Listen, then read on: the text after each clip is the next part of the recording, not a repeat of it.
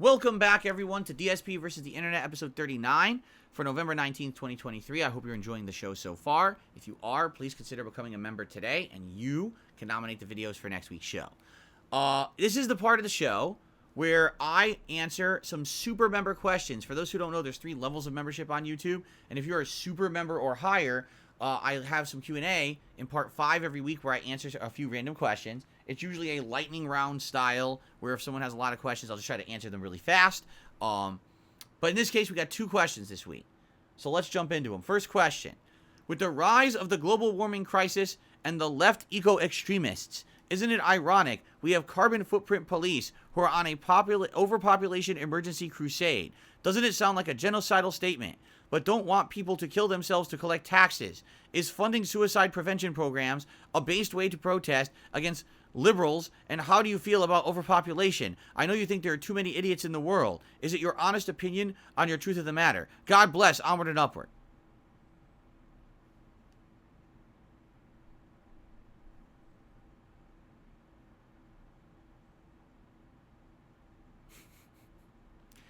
All right.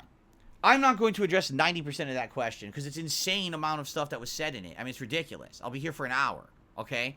If you want to talk about overpopulation, here's what I have to say about that. I used to live in a state called Connecticut, all right? That was in the east coast of the United States, way across the country, this direction. Okay, I have no idea what direction this actually is in real life, but I'm saying if you were looking at a map of the United States, I live in Washington State, which is up here, okay, northwest. I used to live in the northeast, which is Connecticut, okay? Connecticut has high population density, at least where I live. What does that mean? It means that there's a lot of people living in small areas. And so, for example, just to give you perspective here, on any given day, I want to go out and do something. I would jump in my car, and I would get to the corner, and there'd be traffic. I'd have to turn and wait. Traffic, every light, traffic, everywhere I want to go. Traffic. Okay, so maybe it's just these city streets. Let me jump on the highway. Traffic. Everywhere. Every store you would go into, tons of people. You know, stores were always full. Everywhere you go. You want to go to a restaurant, you got to wait. Too many people everywhere. Even fast food, you got to wait in line. Anytime. There's no time you could go to a fast food restaurant and just jump right to the front of the line and buy food. You're always waiting. Why? Population density. Population density was so heavy in that part of the country. And then when I moved out here to Washington State 9 years ago, the population density out here is way less than where I came from. Now, I'm not saying that there's no people out here. There's a lot of people out here. But, for example, just driving around on a normal day, there's way less traffic. You can move around. You could do what you want to do. You could go in early morning hours. You could go to a store or whatever, and you could just kind of be there almost by yourself, where there's not insane amounts of people constantly in every area, all right? Now, you might argue, well, is it because of where you were living? Well, I lived in the suburbs in Connecticut. It was considered a suburb of New York City. I lived in Connecticut, which you could drive, but then an hour you could be in New York City. Right now, I live in the suburbs of Seattle. Like right now, at any moment, I could jump in my car and drive 45 minutes, and I'm in downtown Seattle, all right? So it's almost the same exact situation. The homes are kind of similar and equivalent. So, no, I just think that out here, being that the way that the United States settled, more people landed on the East Coast first, populated it, and then started moving west, moving west, moving west. So the further west you go, you're going to have less population density. Although, there will be exceptions. Like you go to the LA area of California, that's insane, right? So the only thing that I can attest to is my own personal experience. I have absolutely no idea. I don't have statistics sitting in front of me about population. Is the world overpopulated? Is it not? I don't know. All I know is I've seen living in Connecticut. I'm going to be honest. Living in Connecticut fucking sucks. There's too many people. I don't like that. I like having space. I like having personal space. I like not having to wait to drive, you know, somewhere that's 2 blocks away because there's so many goddamn people in the area. I don't like that at all, actually. I'd prefer to have more space to myself and things like that. And it seems like our world is becoming more and more populated, right? Unchecked reproduction to the point where these areas are happening more and more prominently. It doesn't really matter where you go. There's just more and more people everywhere. And one thing that we're going to find is that there's not infinite resources on this planet. I think we can all agree to that, right? There's not unlimited anything on planet Earth. You can only go unchecked for a certain amount of time until things start to get scarce, right? How many natural resources are there on Earth for all of us to share before there's either so many people that we're destroying those natural resources through our actions, or there's not enough to go around, right? So there will be a time where we will hit a limit, and we will have to say, can we continue to just run unchecked on this planet? Or do we have to, for the good of everyone on Earth and the good of the planet itself, do something to limit what we do on this planet, right? But I don't know if we're at that time right now. I'm not a scientist. I don't have data in front of me. You know, there's some people that say yes. There's some people that say no. You know, there's some people that say we're massively overpopulated. We should be limiting what we do. We should be limiting the amount of kids we have. We should be limiting the amount of resources we have. Climate is changing. The seas are being polluted. The rainforests are going away. We're ruining Earth.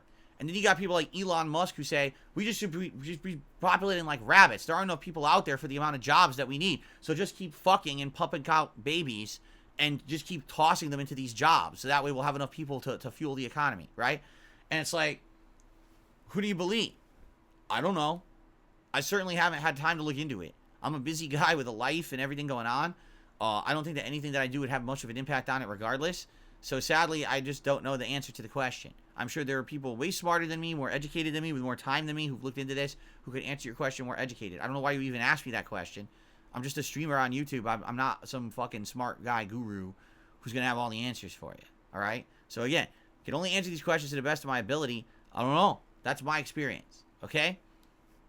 Second question, and only other question, then we get to more reacting of videos. Is there any games from your childhood you'd like to see get a remaster or a remake? When you say games from my childhood, you have to understand that must limit to the games of the 1980s, because I guess you could argue that the 1990s, when I was a teen, I was playing Super Nintendo and things like that. So when I was a kid, I mean, I was playing Atari, I was playing Pong, I was playing, you know, early arcade games like Ninja Turtles arcade game and stuff like that.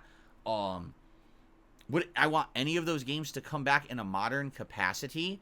I don't think they would work. How do you re-release Moon Patrol for a modern audience and get anyone to care about it? It's a retro game. It plays like a retro game. What do? Modernize it? So now there's you're actually open world, roaming on the moon, jumping over pits, fighting enemies, exploring. It's not just a 2D platformer anymore, right? Like, I don't know. I'm old. I'm 41 years old. So the games I played as a kid are young. You know, everyone here is probably way younger than me. And so you would never even touch these games or know what they even are. Modern Dig Dug.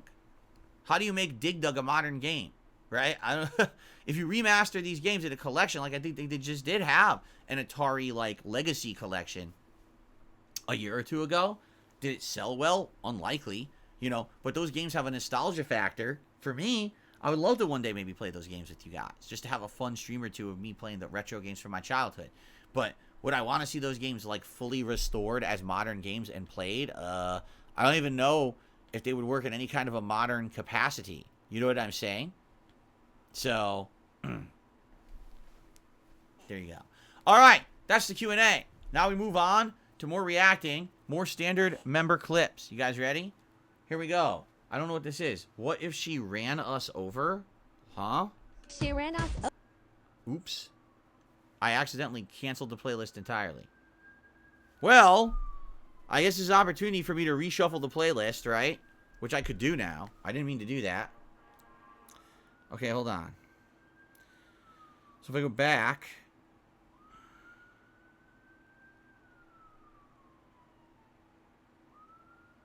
and I'll hit shuffle. Okay. So this is going to be a different order now than what we were doing originally, which I guess is fine. We did an hour, and now we can kind of reshuffle. All right. What is this? Metal Slug 3 Desert Theme cover. All right, let's see what this is.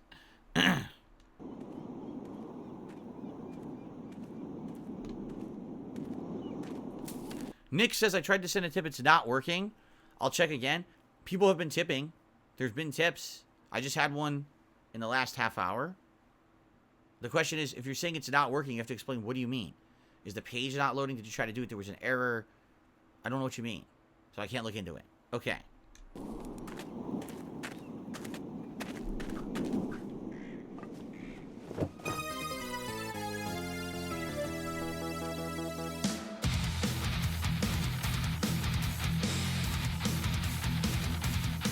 That sounds pretty badass. Metal Slug had great music. Always did.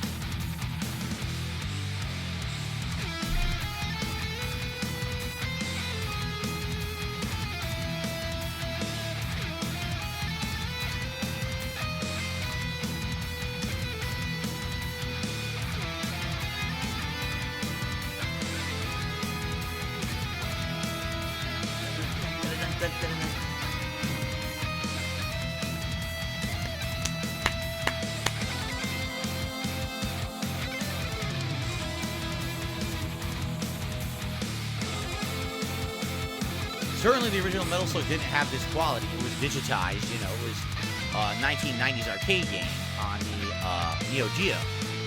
So it didn't have CD quality music at the time. But it had really good music for that kind of game. See, for the home Neo Geo CD, they might have had this kind of music for the home port.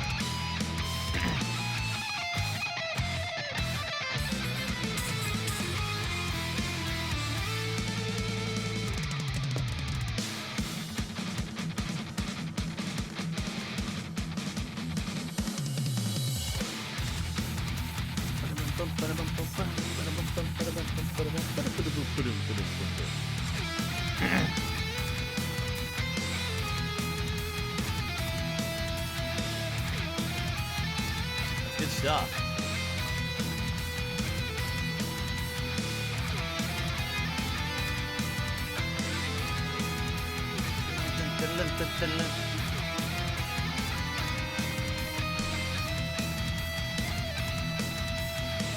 You heard enough? Oh, good. Then you can leave. While we listen to the rest of it. Because I like it. This is my kind of music, man.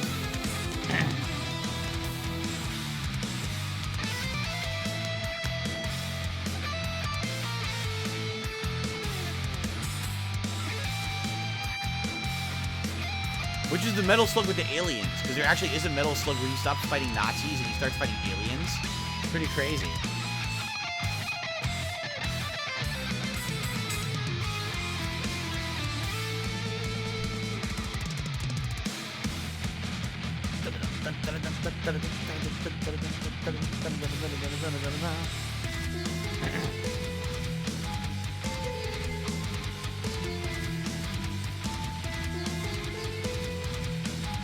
SMR Cat says that guitar would cost $1,700 new. Wow. Instruments, good instruments I would assume are pretty darn expensive. That was awesome. 100% amazing. Standing ovation from me, dude. That was super good. Super duper good. Loved it.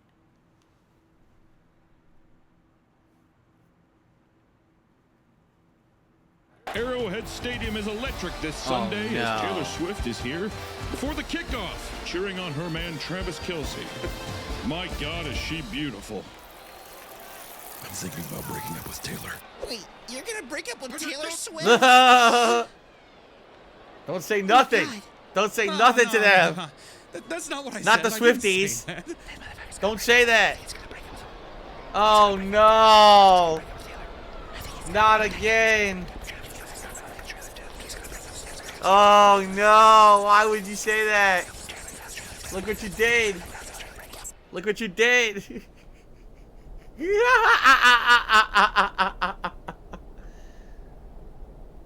Oh no.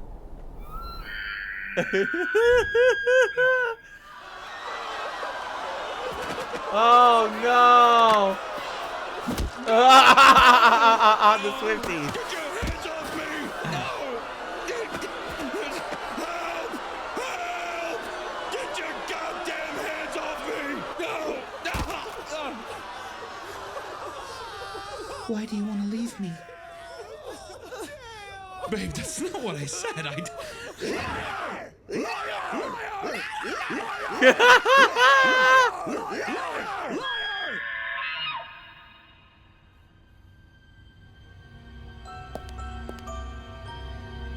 Oh my God. You know I would never say that. You know how tight we are, Tay-Tay. Come on. Why do you have to lie to me? I love you. And you want to break my heart? Why can't you love me? It's so creepy. It's like her cult, right? It's like they're all a hive mind. They're all one person. All her Swifties are so fucking brainwashed into thinking that she's like this best person on the planet that they all think alike. They all mentally know exactly what they're gonna say or do. That's fucking creepy as shit. This could be a horror movie. For sure. Oh my god.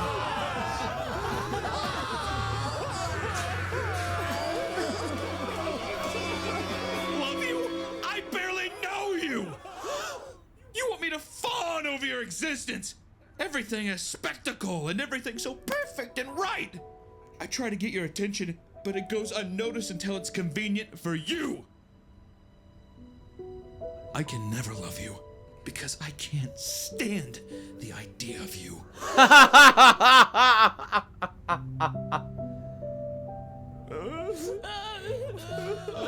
I'm sorry, Taylor, but I think we should break up.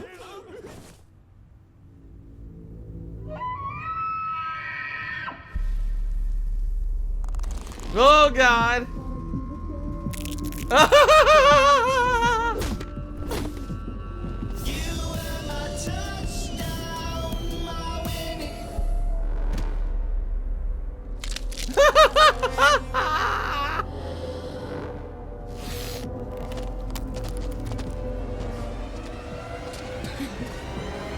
Taylor! Oh, God! Here she comes.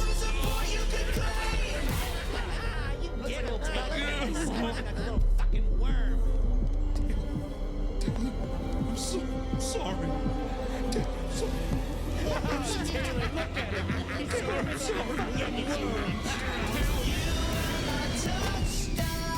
She took his soul.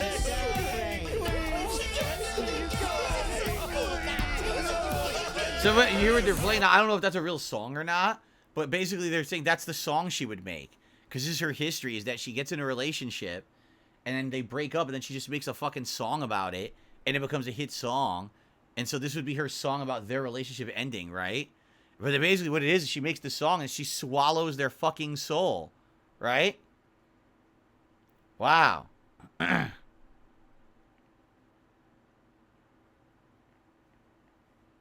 Wow. Okay then.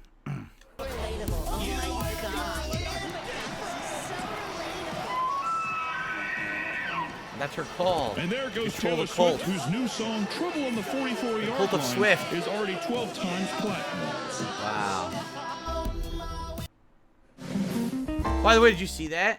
It said Meat Canyon response to the Taylor Swift hate. I guess the Swifties went and attacked him. Fuck them. Anyway, here we go.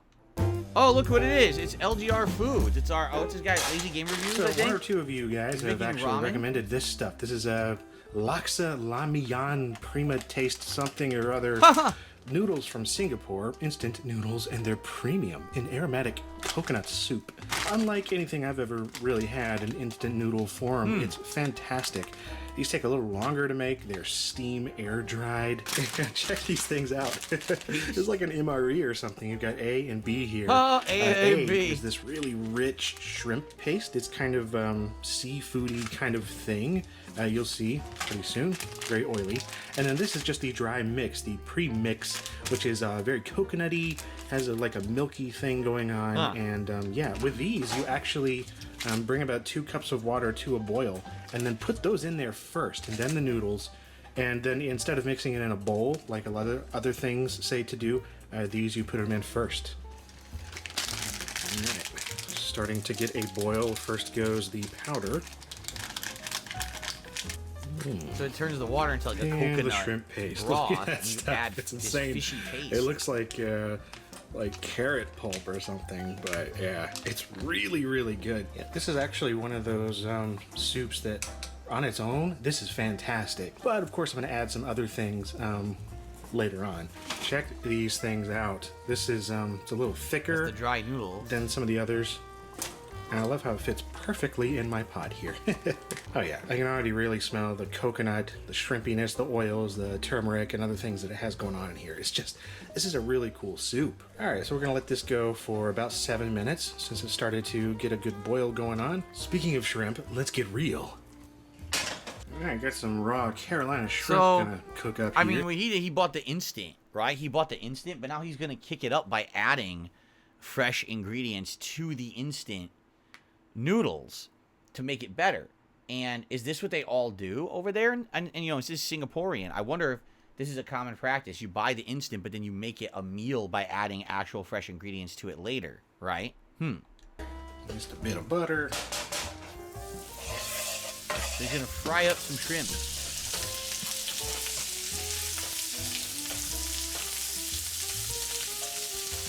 And I'm going to put on just a little bit of five spice. I don't know about Chinese five spice with shrimp. I don't know if that would go. Wow. Allspice? That's looking good. Five spice? Shrimp. I've got some peanuts here I'm going to use, but they're a little too large for my taste, so...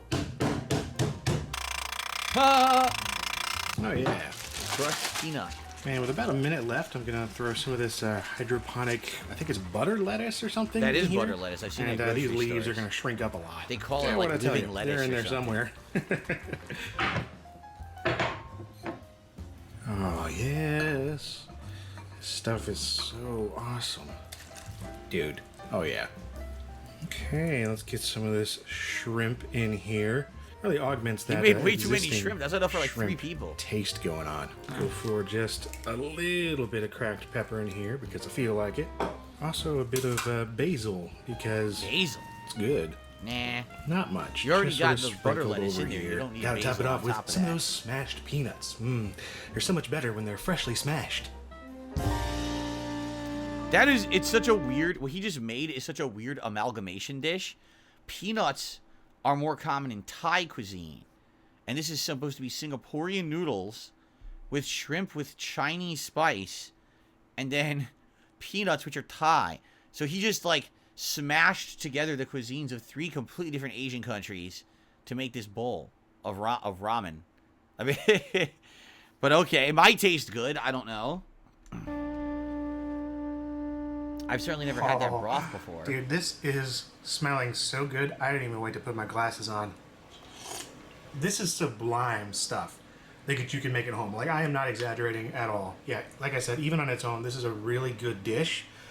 But accent the shrimp flavor with more shrimp. Add the peanuts to give it sort of that Thai thing. Add a little bit of the lettucey stuff. And the basil, 5 spice, and the... I mean, it all works, man, is what I'm saying. They remind me a little bit of those don don noodles that I had a while back. They're a little thicker, a tiny bit chewier, even cooked for 7 minutes. Those delectable Carolina shrimp. These things are so good, man. Reminds me of childhood. I hope you're hungry. It reminds now me of because childhood. What I the? am. I never had a shrimp when I was a kid.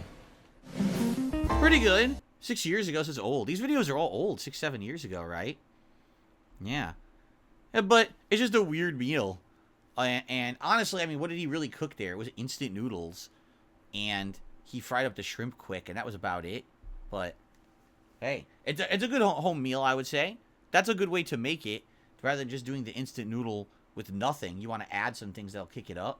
I find it weird that he combined the cuisines of 3 different Asian countries, but it might taste great. I don't know. Again, really, the star of that would be the broth. If the broth tastes good, then the whole thing's going to taste good, right? All right. Anyway, good. That is it for part 5 of DSP versus the Internet. We got 1 part left, everybody. So thank you for watching. Thank you for submitting the videos. I'd say a good variety of stuff this week. Looking forward to see what's in the final part, and we'll find out in a moment. But thanks a lot, and see you in the final part.